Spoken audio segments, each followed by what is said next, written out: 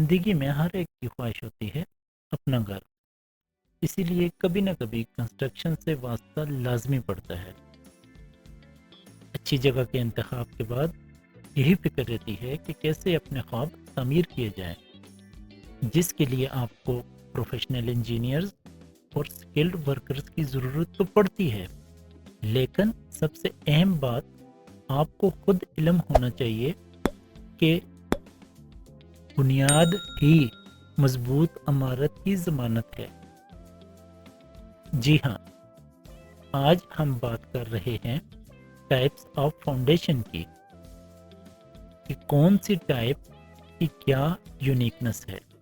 लिहाजा मुकम्मल मालूमात के लिए वीडियो को आखिर तक देखिएगा और अपने एक्सपीरियंस को कमेंट्स में ज़रूर शेयर कीजिएगा।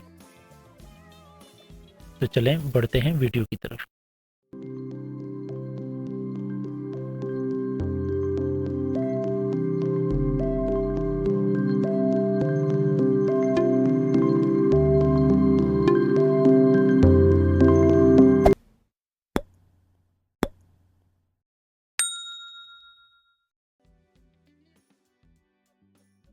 कंटिन्यूस वॉल फाउंडेशन, इसे आमतौर पर स्लिप फुटिंग या कंटिन्यूस फुटिंग भी कहा जाता है, क्योंकि लोड बीरिंग वॉल के नीचे आरसीसी कंक्रीट की ये एक स्लिप सी होती है जो कि वॉल के ऊपर आने वाले बिल्डिंग लोड को जमीन पर इवनली डिस्ट्रीब्यूट करती है और इस तरह इस फुटिंग की वजह से स्ट्रक्चर में सेटलमेंट और फॉरेस्ट हीप के खिलाफ रेजिस्टेंस में इजाफा होता है। की characteristics and function. Load distribution, ये फुटिंग वॉल के जरिए आने वाले लोड को किसी एक पॉइंट पर डालने की बजाय बड़े एरिया पर सेपरेट कर देती है और यही इसकी खूबी है। स्ट्रक्चरल इंटीग्रिटी, इस टाइप की फुटिंग में चूंकि वॉल्स डायरेक्टली फुटिंग के साथ अटैच्ड होती हैं, जो कि इसकी मजबूती की जमानत बनती है। Versatility, external wall, internal load bearing wall और हत्ता के ब्रेस्ट फ्रेम्स के लिए भी ये फुटिंग इस्तेमाल होती है, जिसकी वजह से ये की खुसूसियात की हामिल होती है।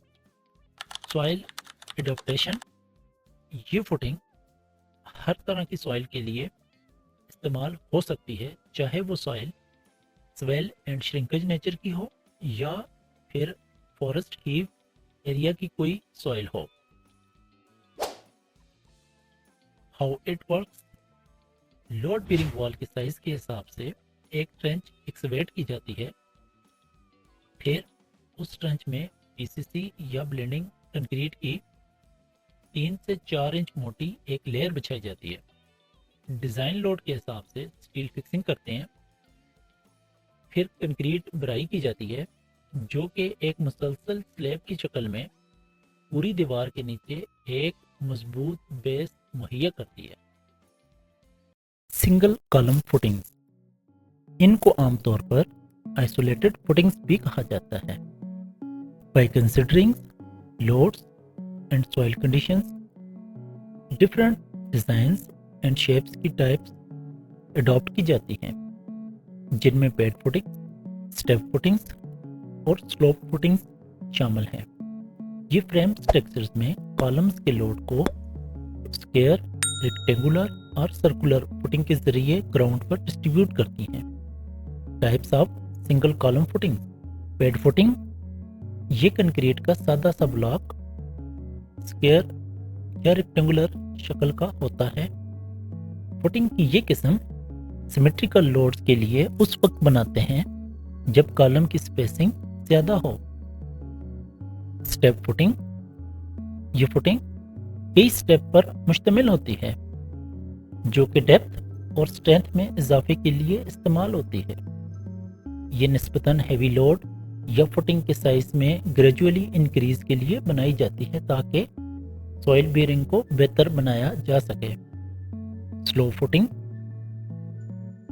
जो वाइड बेस से नैरो टॉप की तरफ टेपर शेप में होती है। ये यूनिक शक्ल की फुटिंग पेड फुटिंग की निस्बत इकोनॉमिकल होती है क्योंकि इसमें कम कंक्रीट इस्तेमाल होती है। Combined footing.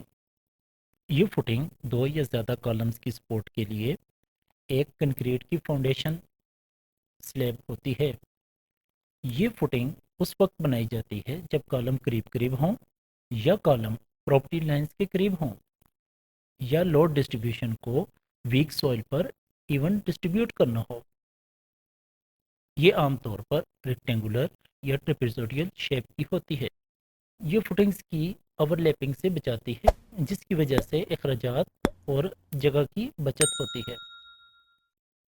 Even load distribution की वजह से सॉइल बेरिंग में इजाफा होता है। की characteristics single unit.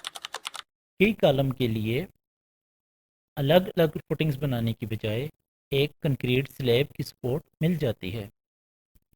Load sharing. ये फुटिंग सॉइल पर कई कॉलम के लोड को इवनली डिस्ट्रीब्यूट करती है। Space optimisation. कॉलम का दरमियानी फासला कम होने की वजह से आइसोलेटेड फुटिंग के मर्ज या ओवरलैपिंग होने से जो जगह ज़ाया हो सकती है, कंबाइंड फुटिंग की वजह से वो स्पेस ऑप्टिमाइजेशन हो जाती है। Property line solution. Property line के ऊपर कॉलम्स को कंबाइंड फुटिंग की मदद से बनाते हैं। Types of combined footing: rectangular, trapezoidal. Rectangular, ये दो कॉलम के लिए एक बीम की तरह की फाउंडेशन होती है जो कि बेंडिंग और शियर के खिलाफ रेजिस्ट करती है। ट्रेपेजोइडल फुटिंग, ये फुटिंग उस वक्त बनाते हैं जब दो कॉलम में से एक कॉलम पर ज़्यादा लोड आना हो। मेट और राफ्ट फाउंडेशन। ये फाउंडेशन हैवी लोड्स को वीक सॉइल पर ट्रांसफ़र करने के लिए बिल्डिंग के पूरे बॉटम एरिया में कंक्रीट की एक बड़ी स्लैब की शक्ल में बनाते हैं। राफ्ट फाउंडेशन सॉइल प्रेशर को कम करती है। ये बेसमेंट्स के लिए आइडियल होती है। स्पेशली क्लोज स्पेस्ड कॉलम्स के लिए बहुत यूज़फुल होती है जहां इंडिविजुअल फुटिंग्स फिजिबल नहीं होती। की करेक्टरिस्टिक्स: यूनिफाइड स्लैब, एक थिक कंक्रीट स्लैब बिल्डिंग के नीचे सारे एरिया को कवर करती है। लोड डिस्ट्रीब्यूशन: कमज़ोर ज़मीन पर पूरी बिल्डिंग के वज़न को एक बड़े एरिया पर फैला देती है। पाइल फाउंडेशन, ये एक डीप फाउंडेशन सिस्टम होता है जो कि कमज़ोर सॉइल में कंक्रीट, स्टील या फिर लकड़ी की पाइल बनाकर मुकम्मल किया जाता है। इसकी वजह से हैवी बिल्डिंग लोड को स्ट्रॉन्गर सॉइल पर ट्रांसफ़र किया जाता है। मज़ीद इसकी एक्सप्लेनेशन जानने के लिए ये एक कैड फाइल है। ये एक मल्टी स्टोरी बिल्डिंग की ड्राइंग है। तो इसमें डिज़ाइनर ने ये डिज़ाइन किया है कि लिफ्ट वाले दो पोर्शन, ये दो स्क्वायर बॉक्स के अंदर मेंशन किए गए हैं, इन पोर्शंस को उसने पाइल फाउंडेशन के तौर पे डिज़ाइन किया है। आप देख सकते हैं कि यहाँ पे सर्कुलर पोर्शन जो है वो पाइल्स को शो कर रहा है और इस एरिया में आने वाली फाउंडेशन को पाइल फाउंडेशन कहा जाएगा क्योंकि ये डेप्थ में जाके फाउंडेशन के इस पोर्शन को सपोर्ट करेंगे। How it works: piles structural load को कमज़ोर ज़मीन से मजबूत ज़मीन पर शिफ्ट करती हैं। पाइल्स की सरफेस फ्रैक्शन डाउनवर्ड मूवमेंट के अगेंस्ट रेजिस्ट करती हैं। जी तो व्यूअर्स, कैसी लगी आज की वीडियो? ये थी टाइप्स ऑफ फुटिंग। मज़ीद इंफॉर्मेटिव वीडियोस के लिए लाइक, सब्सक्राइब और शेयर करें। बेल आइकन पर क्लिक करें ताकि हर नई वीडियो आप तक ज़रूर पहुंचे। Thanks for watching. Be the best, feel the best.